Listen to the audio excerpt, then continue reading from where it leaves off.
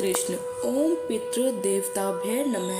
पौष अमावस्या साल 2025 में 19 दिसंबर को पड़ रही है और इस शुभ अवसर पर स्नान, दान, तर्पण, पितृ श्राद्ध और सूर्य पूजा का विशेष महत्व है। गरुड़ और स्कंद पुराण के अनुसार अमावस्या तिथि पर किए गए धार्मिक कर्म या कथा श्रवण का 7 जन्मों तक शुभ फल प्राप्त होता है और पितरों की कृपा से परिवार में सुख समृद्धि आती है। तो आइए श्रोताओं, आज हम सभी श्रद्धा के साथ सुनते हैं पौष अमावस्या की कथा। एक बार किसी नगरी में एक राजा राज्य करता था। उसकी प्रजा और परिवार सब आनंद पूर्वक रहा करते थे। राजा की रानी बहुत ही धार्मिक थी और प्रजा भी अपनी रानी को बहुत प्रेम करती थी। राजा के महल के सामने ही एक साहूकार की हवेली थी। राजा की रानी और साहूकार की पत्नी में मित्रता थी। एक दिन की बात है, साहूकार की हवेली से साहूकार की पत्नी के रोने की आवाज आने लगी। उसकी पत्नी बहुत जोर जोर से रोकर विलाप कर रही थी। रानी ने हवेली में रोने की आवाज सुनी तो राजा से इस रोने का कारण पूछा। तब राजा ने बताया कि साहूकार का पुत्र मर गया है, इसी कारण साहूकार की पत्नी और वह बहुत दुखी है। रानी बहुत भोली भाली थी। रानी ने राजा से कहा, महाराज दुख क्या होता है? राजा को समझ नहीं आया कि रानी को अब भला कैसे समझाए कि दुख क्या होता है। तब रानी फिर से बोली, महाराज बताइए ना। तब राजा ने रानी से कहा, तुम अपने राजकुमार को मार दो तो पता चल जाएगा कि दुख क्या होता है। महारानी ने अपने राजकुमार को महल से नीचे गिरा दिया, लेकिन अमावस्या माता की कृपा से राजकुमार गोबर के ढेर के ऊपर जा गिरा और उसे कुछ भी नहीं हुआ। तब रानी अपने राजकुमार को देखकर नीचे आ रही थी कि राजकुमार ने सामने से आते हुए रानी को देखा। यह देखकर राजा भी हैरान रह गया कि इतनी ऊपर से गिरने के बाद भी राजकुमार को कुछ नहीं हुआ। रानी ने राजा से फिर पूछा, महाराज बताइए ना, दुख क्या होता है? उस समय पड़ोसी राज्य के राजा के सैनिक युद्ध कर रहे थे। राजा ने रानी से कहा कि अब मैं युद्ध में अकेला जा रहा हूँ। जब तुम्हें मेरे मरने का समाचार मिलेगा तब तुम्हें पता चलेगा कि दुख क्या होता है और तब तुम्हें एहसास हो जाएगा।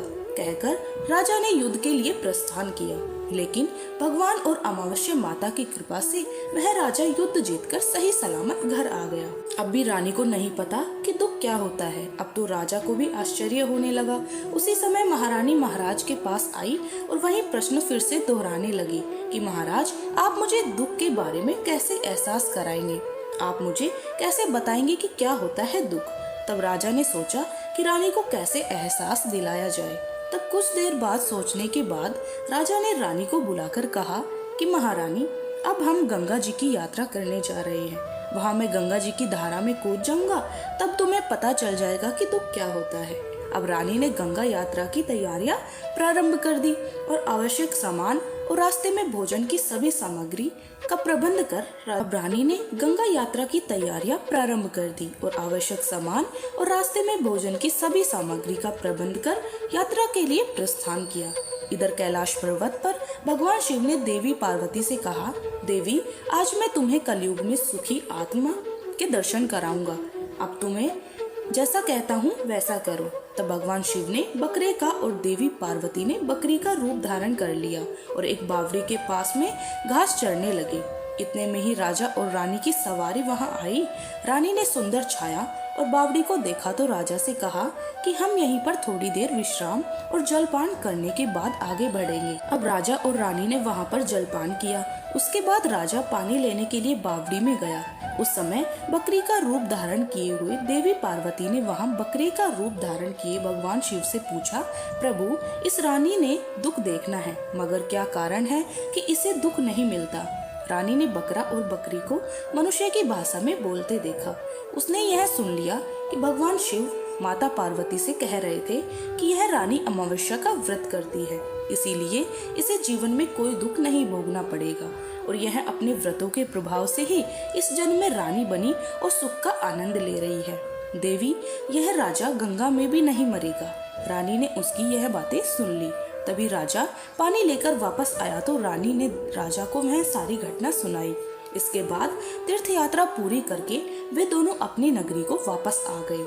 अब राजा ने अपने राज्य में प्रजा को अमावस्या का व्रत करने की आज्ञा दी। राजा ने कहा कि हर अमावस्या को अमावस्या माता की पूजा कर पूजा करके कथा करना। जिस शुक्रवार को अमावस्या पड़े उसी दिन से व्रत प्रारंभ करें। 21 अमावस तक व्रत पालन करें और पहली 5 अमावस को गेहूं लाल वस्त्र दान करें। उसकी अगली 5 अमावस्या को मूंग, उसके बाद 5 अमावस्या को चना, बाद में अगली 5 अमावस्या को मक्का और अंत में 21वीं अमावस्या को चावल का दान करें। दान में जैसा रंग अन्न का हो वैसा ही रंग का कपड़ा भी दान में दे और कपड़े के साथ साथ दक्षिणा भी दान में दे। व्रत के दिन गाय को हरा चारा और ब्राह्मण को भोजन या दक्षिणा दे। जो मनुष्य श्रद्धा पूर्वक इस प्रकार व्रत करेगा, अमावस्या माता और भगवान शिव की कृपा से वह हर दुख से मुक्त हो जाएगा। प्राचीन कथा के अनुसार बहुत साल पहले की बात है। किसी गरीब ब्राह्मण परिवार में पतित और उनकी एक पुत्री रहा करते थे। सारा परिवार भगवान की भक्ति में लीन रहता था। उनकी पुत्री सुंदर, संस्कारी और गुणवान थी।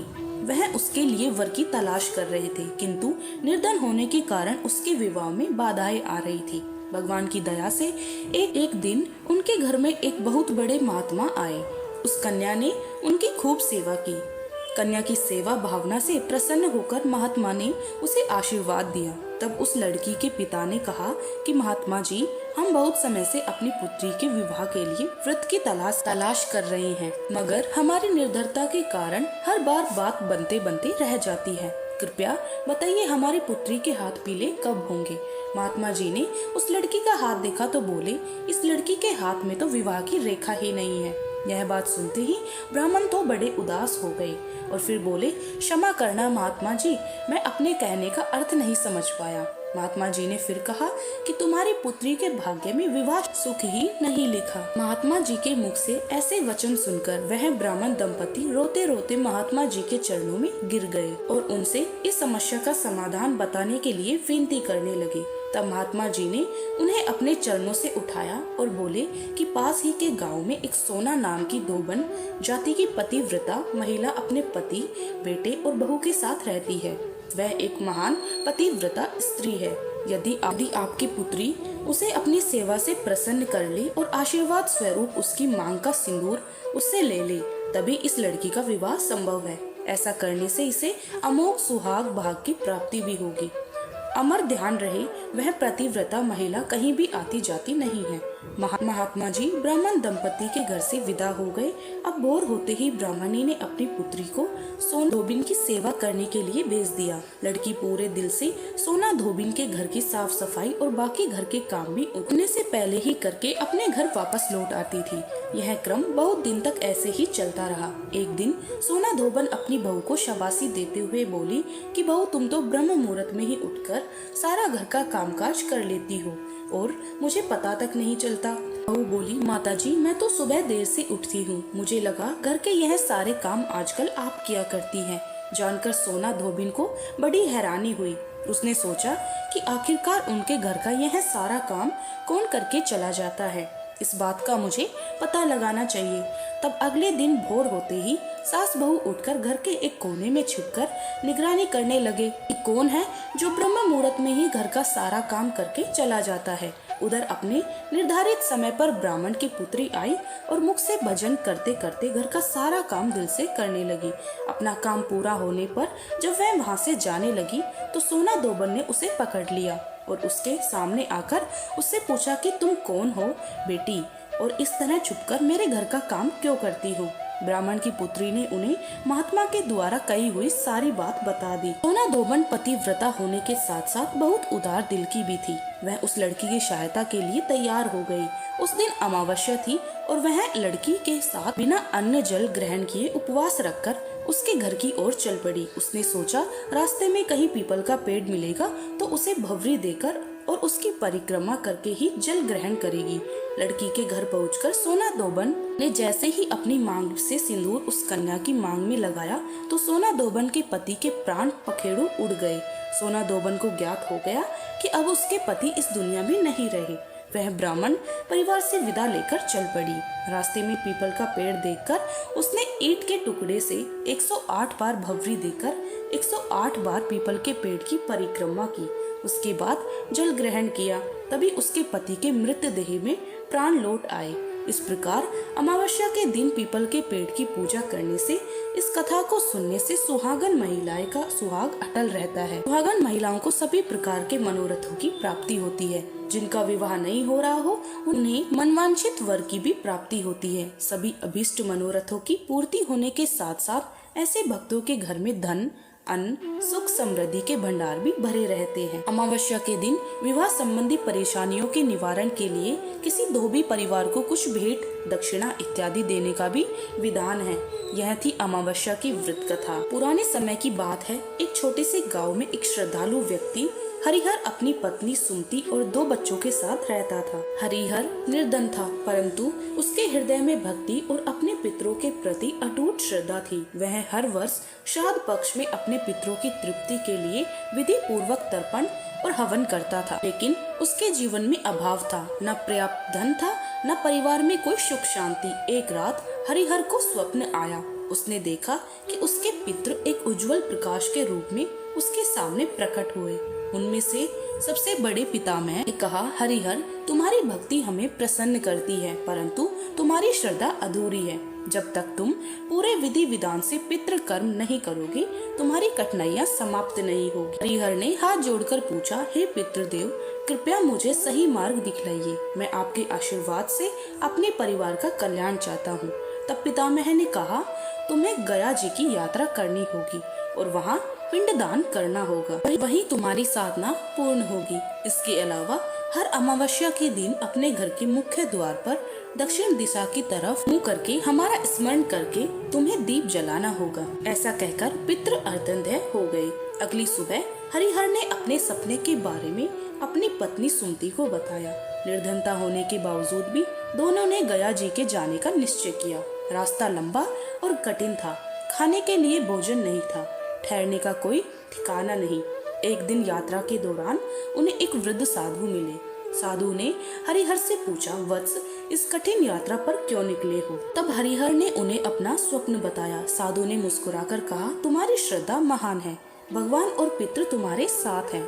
यह लो, यह चमत्कारी ताम्र पात्र है। इसे गया जी के पिंडदान के समय पवित्र जल से भरकर पितरों को अर्पित करना। इससे तुम्हारे सभी पितृ प्रसन्न होंगे और तुम्हारे कष्ट भी समाप्त हो जाएंगे। तब गया जी पहुंचकर हरिहर ने विधि पूर्वक पिंडदान किया।